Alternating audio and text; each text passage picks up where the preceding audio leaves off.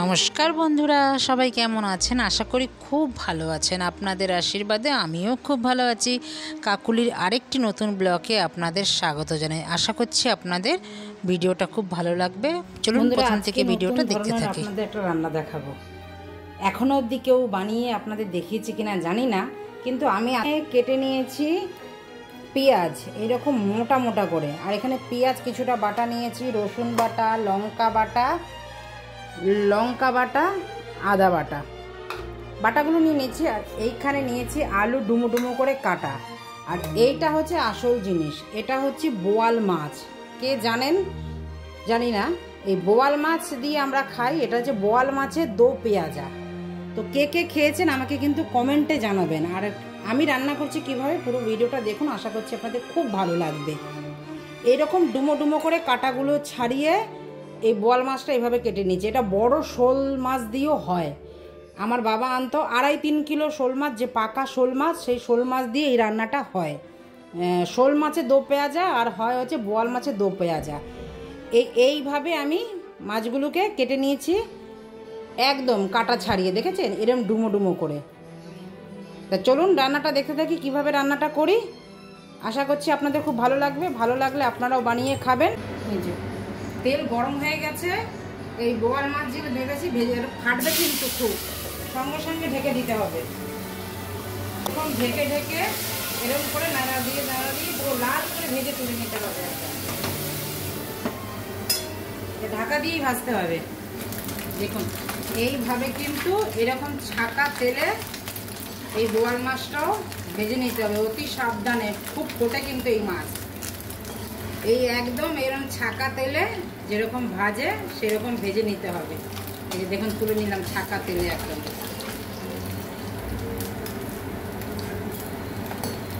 এই আলুগুলো ছাকা তেলে ভেজে নেব।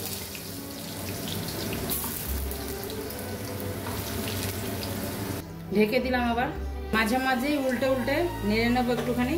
একদম ছাকা তেলে ভেজে নিতে হবে। এই যে আলুগুলো একদম কিন্তু লাল করে ছাকা তেলে ভেজে নিলাম।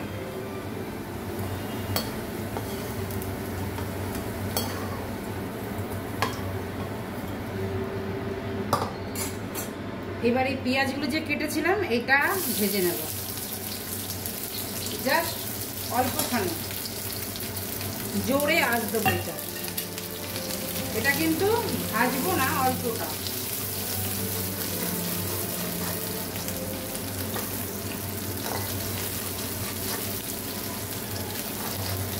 এই দেখুন ভাজা হয়ে গেছে। এবার তুলে নিচ্ছি একইটার মধ্যে। দিলাম তেজপাতা, দিলাম শুকনো লঙ্কা একটা, দিলাম গোটা গরম মশলা, এবার দিলাম পেঁয়াজ ভাজাগুলো। একদম আঁচ কম থাকবে। এর মধ্যে দিলাম নুন, দিলাম হলুদ, দিলাম লঙ্কা পেস্ট, দিলাম আদা পেস্ট, দিলাম রসুন পেস্ট, একটু দিলাম জল। এবার দিয়ে ভালো করে এটাকে নাড়বো যতক্ষণ না মশলাটা গ্রেভি হয়ে যায়, তেল না ছাড়ে। দিলাম একটু ধনিয়া গুঁড়ো, দিলাম একটু জিরের গুঁড়ো। মশলা কষানোর পর দিলাম টমেটো। মশলা কষানোর পর, মশলা আমার কিন্তু কষানো হয়ে গেছে, এবার দিলাম কিউব করে টমেটো। টমেটো কিন্তু গলাবো না। এবার আরেকটু জল দিয়ে দিলাম সামান্য। এইবার দিয়ে দেব সব এই মাছগুলো, এগুলো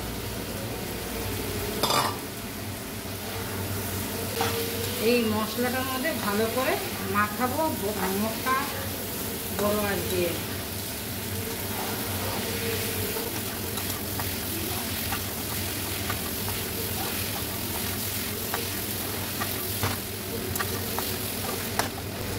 হয়ে গেছে আমার।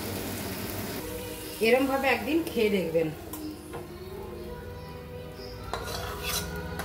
আমি আজকে যেইভাবে বানালাম বোয়াল মাছের দো পেঁয়াজা, আপনারাও এইভাবে বানিয়ে খাবেন। যারা আমার মতন বাঙাল আছে তারা তো খান শোল মাছ দিয়ে আর বোয়াল মাছ দিয়ে, আপনারাও খাবেন, খুব ভালো লাগবে। তেল একটু দিয়ে দিলাম।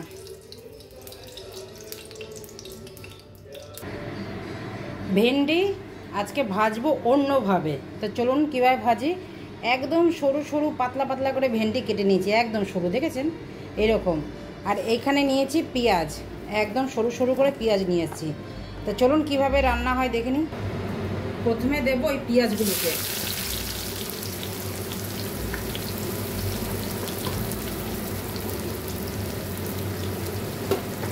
এই পেঁয়াজগুলোকে ভালো করে অল্প আঁচে পেঁয়াজ বেরেস্তা করে নেব।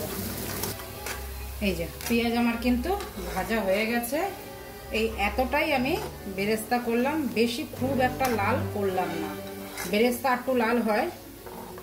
তো চলুন এবার তুলে নিই।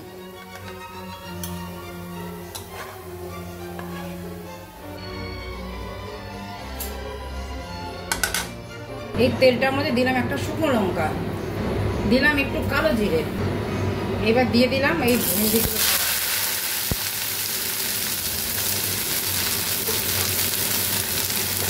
ভেন্ডিগুলো ভালো করে ভেজে নেব নেড়ে করে।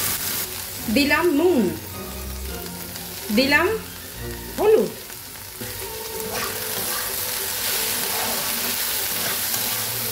আবারও ভালো করে নেড়ে নেব।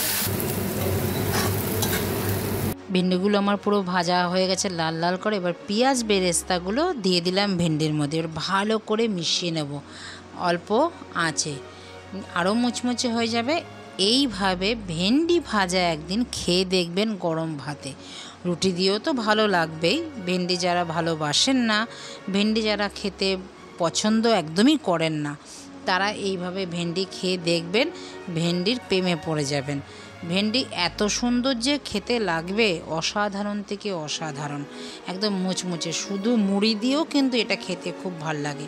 তো আমার হয়ে গেছে ভেন্ডি ভাজা, আপনারাও এইভাবে একদিন বানিয়ে খাবেন। চলুন ভেন্ডিটা নামিয়ে আপনাদের সাথে একটা জিনিস শেয়ার করব। চলুন, আজকে সব কিছু রান্না আপনাদের দেখালাম না, তো আমাদের নেমন্তন্ন বাড়ির একটা কার্ড এসছে, তো সেটাই আপনাদের সাথে শেয়ার করছি। চলুন দেখুন, আমার কর্তার নাম লেখা আছে পুরো ফ্যামিলি সমেত। এখন কার্ডটা আমার মেয়ে খুলছে, কার্ডটা দেখে আমার মেয়ে খুব এক্সাইটেড, মানে এতটাই সুন্দর কার্ডটা, মানে কি বলবো আর। আমার ভাইপোর বিয়ের কার্ড এসছে, তো কার্ডটা খুলছে আমার মেয়ে। দেখুন কার্ডটা এতটাই সুন্দর, আর কার্ডের মধ্যে দিয়েছে চকলেট একটা কন্টেনারে, আর একটা কন্টেনারে কাজু, সবুজ রঙের কাজু। তো দেখুন এতটাই ভালো লাগছে, আর কি বলবো, কার্ডটাও কিন্তু খুব সুন্দর হয়েছে। তো আপনাদের কেমন লাগছে সেটা কিন্তু জানাবেন আমাকে কমেন্টে। তো দেখা হচ্ছে আবারও নতুন একটি ব্লগে, ততক্ষণে সবাই ভালো থাকবেন, সুস্থ থাকবেন। আর ভিডিওটা পুরো দেখার পর ভালো লাগলে লাইক কমেন্ট শেয়ার করে চ্যানেলটিকে সাবস্ক্রাইব করে আমার পাশে থাকবেন। তো দেখা হচ্ছে আবার নতুন একটি ব্লগে, আবার নতুন কিছু নিয়ে আসব। সবাই সুস্থ থাকবেন, ভালো থাকবেন। নমস্কার, টাটা।